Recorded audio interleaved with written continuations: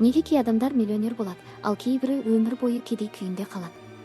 Себебі мәселе ақшаның жоқтығында емес, оның психологиясын түсінбеуде.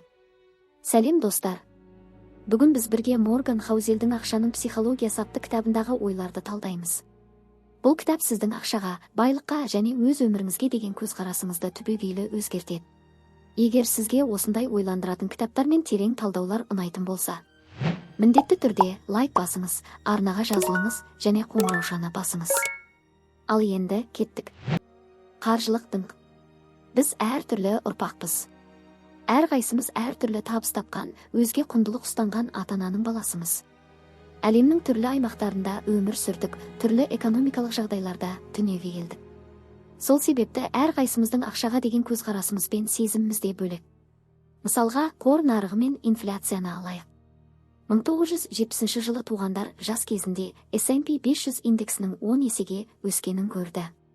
Сондықтан оларда қор нарығына сенім мен инвестиция жасауға құштарлық пайда болды. Ал 1950 жылы туғандар өз жастық шағында қор нарығының еш қозғалмағанын байқады. Сол себепті оларда керісінше сенімсіздік қалыптасты. 1960 жылдары туғандар жас кезінде жоғары инфляция кезеңін бастан кешірді, сондықтан инфляцияға сезімтал әрі оған қарсы сақтық көзқарас қалыптасты. Ал 1990 жылы туғандар инфляцияның төмен деңгейінде өмір сүрді, сондықтан бұл мәселе олар үшін аса маңызды болмады.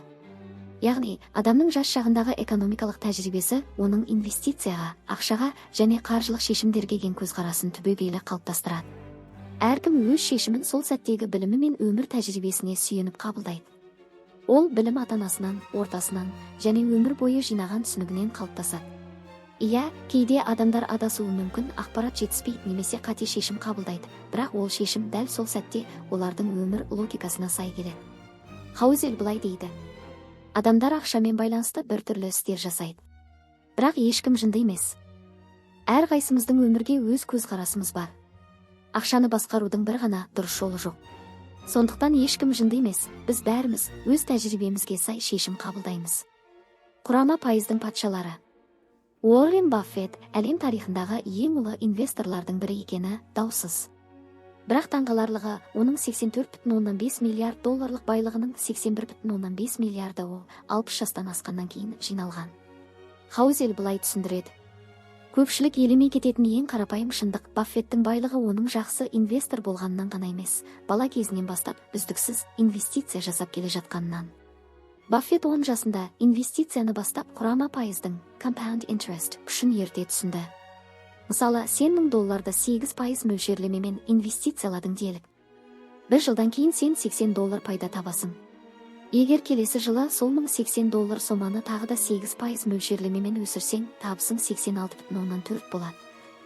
Яғни сен тек бастап ақшаңнан ғана емес, оның үстіне қосылған пайыздан да пайда табасың.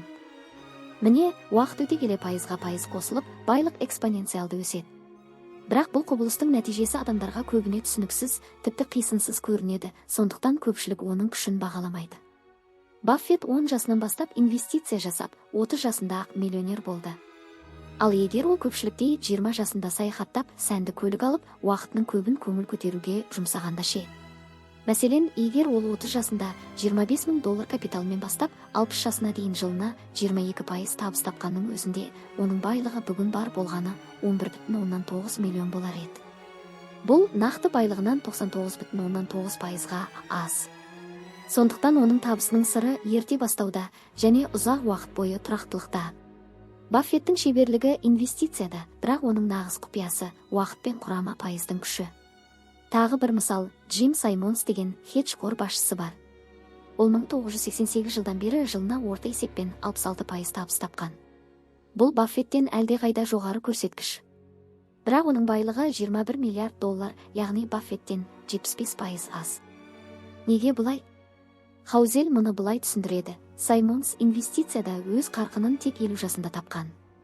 Демек, ол Баффетке қарағанда 2 есе аз жыл бойы инвестиция жасап үлгерді. Егер ол дәл Баффеттей ұзақ мерзім инвестиция жасағанда, оның байлығы бүгінде 63 квинтиллион 900 квадриллион 781 триллион 780 миллиард 748 миллион 160 мың доллар болар еді. Иә, дәл солай. Құрама пайыздың күші ешқашан еленбей қалмауы тиіс. Ол бастапқыда жай өсім сияқты көрінуі мүмкін, бірақ уақыт өте келе ол ғажайып әсер береді. Пессимизм мен ақша. Оптимизм уақыт өте келе бәрі жақсарады деген сенім. Иә, жолда қиындықтар болады, бірақ жалпы нәтиже оң болады. Дегенмен ақшаға келгенде біз пессимизмге бейімбіз. Бірақ артқа қарасақ, адамзаттың жағдайы жыл сайын жақсарып келеді. Онда неге біз пессимизмге сонша жабысып аламыз?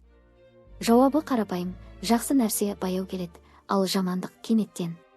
Ақша бәрімізге маңызды. Сондықтан экономикадағы жағымсыз жаңалықтарға ерекше мән береміз. Мысалы, қор нарығының 6 айда 40% төмендеуі бәріміздің назарымызды аударады. Ал сол нарықтың 6 жылда 140%-ға өсуі көп жағдайда еленбей қалады. Соңғы 50 жылда медицина жетістіктерінің арқасында жыл сайын 500,000 америкалықтың өмірі құтқарылады. Бірақ бұл баяу, жүйелі прогресс көзге түсе бермейді. Ал бір сәттік апаттар, терроризм, ұшақ апаты, табиғи апаттар бірден естіледі. Бір түнде болатын трагедиялар көп, бірақ бір түнде болатын ғажайыптар аз. Сондықтан өмірге практикалық көзқараспен қарасақ та пессимист болудың қажеті жоқ.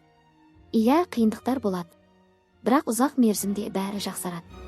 Ақша туралы жаңалық көрген сайын қор нарығы құлап жатыр, экономика әлсіреп кетті деген жаңалықтар оқығанда есіңде болсын. Уақыт бәрін түзейді. 1968 жылы Сиэтл қаласындағы Лейксайд деген кішкентай мектеп бар еді. Сол кезде бұл мектеп бүкіл әлем бойынша компьютерді жалға алған жалғыз орта мектеп болатын. Ол компьютер телетайп модель 30 деп аталатын өз дәуірінің ең озық құрылғысы еді. Тіпті университеттің магистранттарының өзінде мұндай мүмкіндік болмаған. Бірақ дәл осы компьютер бір оқушының өмірін түбегейлі өзгертті. Ол оқушы Билл Гейтс болатын. 300 миллион оқушының ішінен тек 300 ғана осындай мүмкіндікке ие болды. Яғни 1968 жылы мектеп оқушысы болып жүріп, компьютерге қол жеткізуінің мүмкіндігі 1 миллионның бірінде ғана еді. Сол 300-дің қатарында болған Билл Гейтс пен оның досы Пол Аллен кейін бірігіп Microsoft компаниясын құрды. Билл Гейтс жас кезінен ақ ерекше ақылды, еңбекқор және компьютердің болашағын өзгеше елестете білетін адам еді. Бірақ ең басты артықшылығы дәл сол Лейксайдте оқуы. Бұл оған миллион адамның бірінде ғана болатын артықшылық берді. Гейтс мұны ешқашан жасырған емес. Ол 2005 жылы, егер Лейксайд болмағанда Microsoftта болмас еді деген болатын. Бірақ көпшілік білмейтін бір факт бар, Microsoft'тың алғашқы кезеңінде 3-ші адамда болған.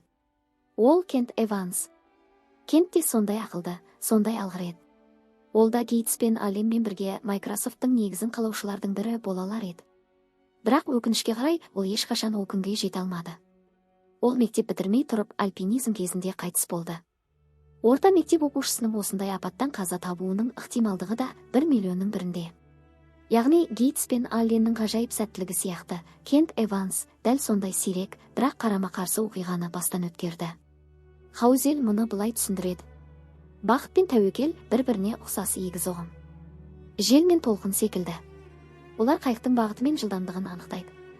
Теңізші рөл мен желкенді басқара алады, бірақ желдің бағыты мен толқынның күшін ол өзгерте алмайды. Сол сияқты табысқа ұмтылу жолы да бұралаң. Тәуекел мен сәттілік өміріміздің бағытын анықтайтын сыртқы күштер. Сәттілік тек таланттың немесе еңбекқорлықтың ғана емес, сонымен бірге уақыт, мүмкіндік және кездейсоқтықтың да қосындысы. Мұны түсіну бізге ақша мен өмір туралы қарапайымдылықпен және терең түсінікпен ойлауға көмектеседі. Бақыттың кілті. Көп адам бай болуды қалайды, себебі олар байлық бақытта келеді деп ойлайды. Бірақ Хаузел былай дейді. Бақыттың кілті қалаған нәрсеңді, қалаған уақытыңда, қалаған адамымен, қалағаныңша жасау еркіндігі. Адамдар материалдық байлыққа ұмтылып жүріп, байыған сайын өз уақытын жоғалтады. Уақыт олардың қолынан сырғып кетеді. Алайда зерттеулер көрсеткендей, адамның өмірін бақылауда ұстау сезімі, табыс, мансап не үй көлемінен де маңыздырақ. Бұл адамның шынайы әл-ауқатының ең сенімді көрсеткіші. Уақытты бақылау ақшаның төлейтін ең үлкен дивиденді. Ақшаға ұмтылып жүріп, уақытты қадірлемеу тесік шелекке су құюмен тең. Қанша құйсаң да бәрібір ағып кетеді. Сол сияқты қанша ақша тапсаң да, егер уақытың өз қолыңда болмаса, ол саған шынайы бақыт әкелмейді. Ұзын құйрықтар заңы. Гайнц Бергруен нацистік Германиядан қашып Америкаға келген адам. Кейін ол әлемдегі ең табысты өнер дилерлерінің біріне айналды. Оның коллекциясында Пикассо, Клей және Матисс сияқты ұлы суретшілердің туындылары бар еді. 2000 жылы ол өз жинағының бір бөлігін 100 миллион еуродан астам сомаға сатты. Ол мұндай жетістікке қалай жетті? Шеберлік пе? Әлде сәттілік пе? Horizon Research компаниясының зерттеуінше ең табысты өнер инвесторлары жүздеген, мыңдаған туындыны сатып алып, ұзақ жылдар бойы сақтайды.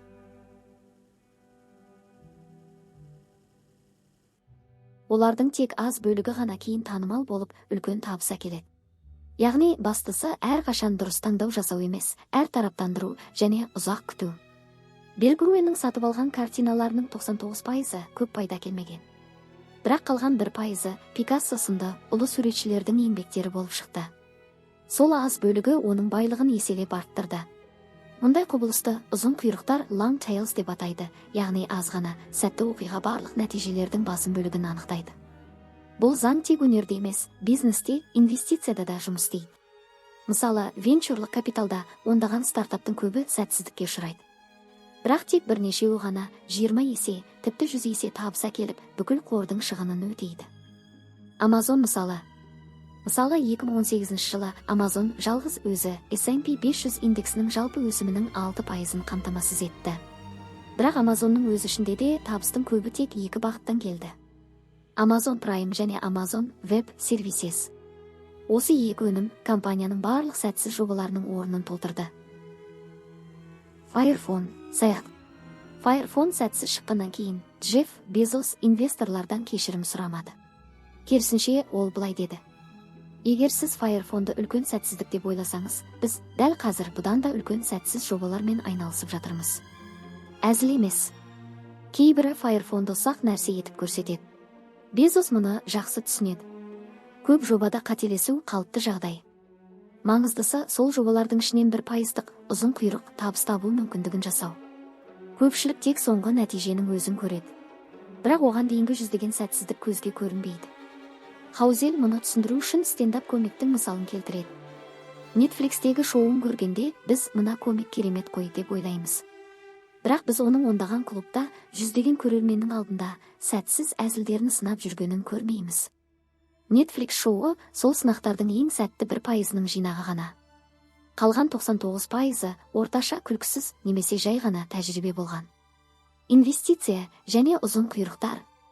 Инвестиция туралы айтқанда көпшілік ұзын құйрықтардың, яғни аз ғана оқиға бәрін анықтайтын заңның бар екенін біле тұра, оны елемейді. Бір нәрсе дұрыс болмай қалса, біз әдетте шамадан тыс реакция білдіреміз. Бірақ бизнесте, қаржыда және инвестицияда барлығын осы сирек кездесетін оқиғалар, құйрықтар басқаратынын мойындаған сәттен бастап бәрі түсінікті бола бастайды.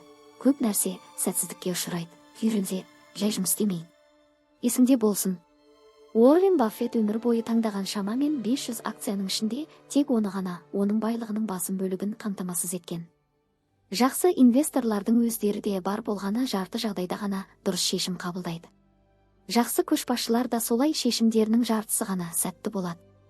Ал инвестицияға келгенде көп адам сол бағаны төлемей-ақ табысқа жетуге болады деп ойлайды. Хаузел мұны былай түсіндіреді: қор нарығына инвестиция салу жаңа көлік сатып алумен бірдей. Жаңа көлікті 3 жолмен ала аласың. 1. Жаңа көлік сатып алу. 2. Қолданылған көлік алу. 3. Ұрлау. Жаңа көлік қымбат, бірақ сыйы да соған лайық. Оны нарықтағы 12% табыстылыққа теңеуге болады. Қолданылған көлік арзан, бірақ табысы да аз. Мысалы, жылына 4% кіріс әкелетін қауіпсіз инвестиция сияқты. Ал көлікті ұрлау ештеңе төлемей, бәрін алғысы келетін адамға ұқсайды. Адамдардың 99% мұны істемейді, себебі салдары пайдасынан ауыр. Бірақ қор нарығында адамдар сол үшінші жолды таңдауға тырысады. Нарықты алдап, оңай жолмен табыс тапқысы келеді. Олар бағаның өсуі не төмендеуі алдында сатып не сатып жіберуге тырысады. Бірақ бұл әрекет көлікті ұрлаумен тең.